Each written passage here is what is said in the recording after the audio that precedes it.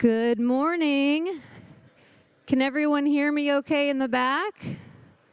Perfect. Thank you all so much for being here for our 8 a.m. early morning session. This is a great turnout. And we loved your feedback from last year's 2024 session in Tampa and feel confident you're going to love this speaker. He is inspirational, he's dynamic, and has such a great story. But first, I want to thank our sponsors. Couldn't be here without all of you. The education session sponsors, Awesome Farms and Produce, B&W Quality Growers, City Roots, Classic Harvest, Driscoll's, New Lime Co., Robinson Fresh, Florida Classic Growers, Vidalia Sweet Produce, First Fruits Farms, Applewood Fresh Growers, and then the coffee and snacks in our refreshment area. Thank you to those sponsors as well.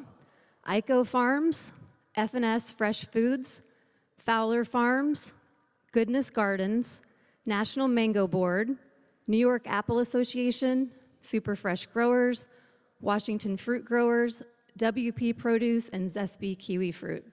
And my name's Hillary Long. I'm your chair of the Education Committee. I'm going to do a quick intro with Jeff, but I'm going to let that actually come from Oprah. If we want to cue the video. What are you doing here? Stop it! Why are you here? Is there anyone with you? Just my baby. 911. Yes, I believe that there is a student here with a gun. He was shot out of window. I believe one person.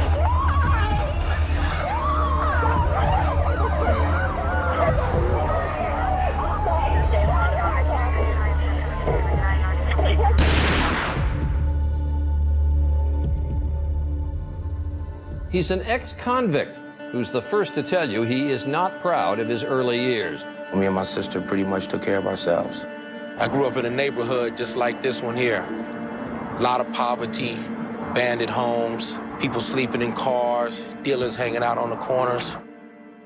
Arrested for theft at 15 years old, it wasn't long before Jeff says he started selling marijuana and crack cocaine. I was making up to $35,000 a week, and I'm sure at least $4, $5, $6 million went through my hands. But Jeff's high-rolling lifestyle came to an end. Federal agents raided his home and arrested him. He was convicted for drug trafficking and conspiracy. When I first went to prison, I pretty much felt that I was done. I was finished.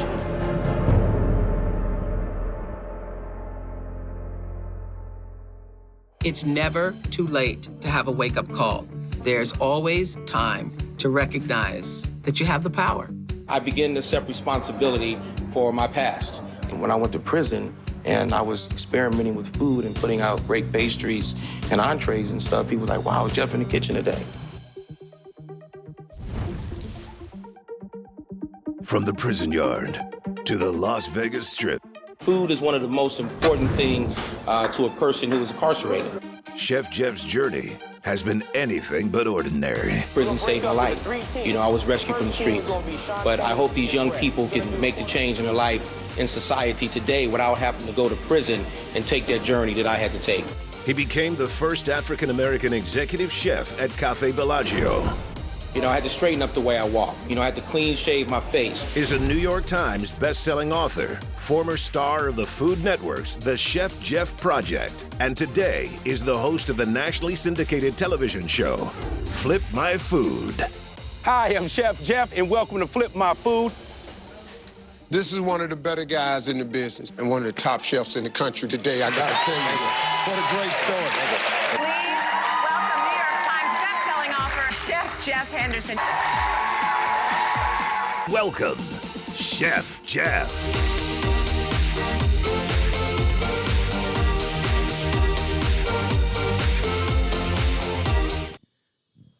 Ladies and gentlemen, please welcome Chef Jeff Henderson.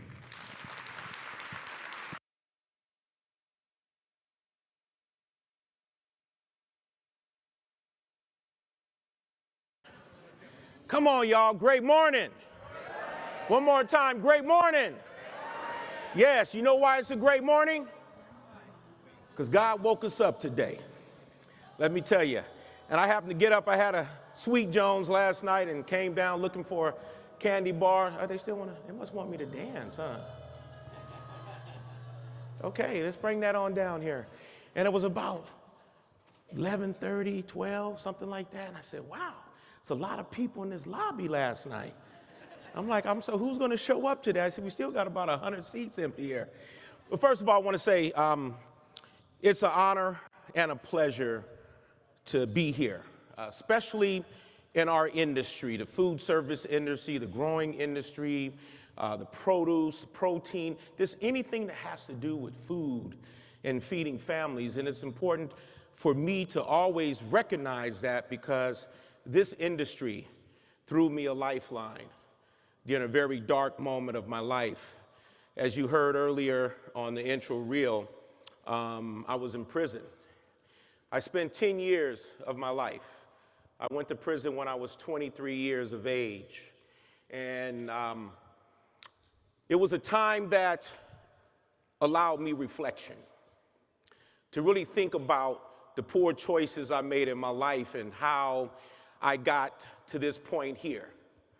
And the reason why I say it's a blessing as well, because I lived to turn 60 years old and been involved in some gang violence and almost lost my life at 16. I survived the streets during the war on drugs of the 1980s. And so to stand here today and have 2 feet on the ground where I get a chance and a choice every day is a true blessing. And so as I take you through my journey, my talk, to talk about family, the power of food and changing lives is very universal. Food is a very universal language. And so people always say, well, Chef, what was it about you that transformed your life? I never dreamed of becoming a chef. I never was a cook when I was a kid. I wasn't that young boy who grew up on the farm, pulling my grandmother's apron and saying, I want to cook one day. I was inspired. And so I'm going to take you on that journey, but deeply rooted in my life story is the American dream. The American dream means different things to different people. My American dream came about as a youngster growing up in South Central Los Angeles, where my mother struggled to raise my sister and I. My father left when we were young. I watched my mother struggle every single day to put food on the table. And so when you think about that term, growing up hungry, it's not just food that had my thirst. It wasn't just food that drove my desires. I was hungry for change.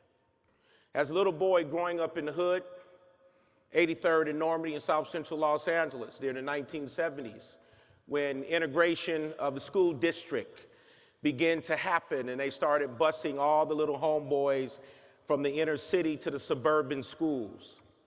I was a little homeboy that rushed to get on the school bus first every single day. And I was born partially blind in my right eye, and I had these Clark Kent glasses. These are a higher end brand today, but I had the Clark Kent glasses back in the days, and the lens was thick as a Coke bottle. But it was something powerful and magical about that lens when I look back 50 years ago. And the reason why I rushed to get on that bus is because I wanted the seat behind the school bus driver, because it had the huge window, the biggest window on the bus. And when that bus took off, we went through middle-class America. We went through neighborhoods where there were wealthy homes and 2-parent households and homes with swimming pools and tennis courts on quiet streets. And as I would look out of this window, I would begin to think and analyze and question, how come they get to live there and we have to live over here? What is it like living in the burbs? What's inside of those beautiful homes? And I knew that those little children had choices for breakfast, lunch, and dinner. I knew inside of those homes there were double-door refrigerators. I knew there was a cookie jar. I knew there was a cake dish or a pie dish where the little children come home from school and they were offered something sweet. As a dreamer, as a little dreamer, I just saw the world different from my mother and different from my father. My parents migrated to Los Angeles in the early 1960s, getting away from poverty in New Orleans, Louisiana. Growing up in that mindset, when you've never seen family work, marriage work. I failed in school. I couldn't comprehend what the teacher would write on the boards because we were shipped from the inner city schools to the suburban schools. So many of the educators lacked cultural and emotional connection to all the little black and brown kids who were bused up to these schools. And my teacher, Mrs. Scarborough, a white woman, who was very sweet, very nice, who always brought us snacks and made sure that we were introduced to the little Disney movies that used to play on the reel. You used to feel the film, you put the film through there and Jimmy Cricket would come on. James and the Giant Peach and Curious George were the little books that was very interesting to me because I was always curious about life. I questioned every single thing. Why this, Mama? Why this? I remember going to the commodity food stations where the government gave out government rations from bologna to cheese and bread and big number 10 cans of peaches and applesauce and peanut butter and all these different things. And I didn't understand why sometimes we weren't allowed to go to the grocery store. And so as a little homeboy who was always hungry, I remember one particular dish that I did cook as a youngster. It was the fried government bologna cheese sandwich. And if you never had bologna, especially government bologna, it comes in a long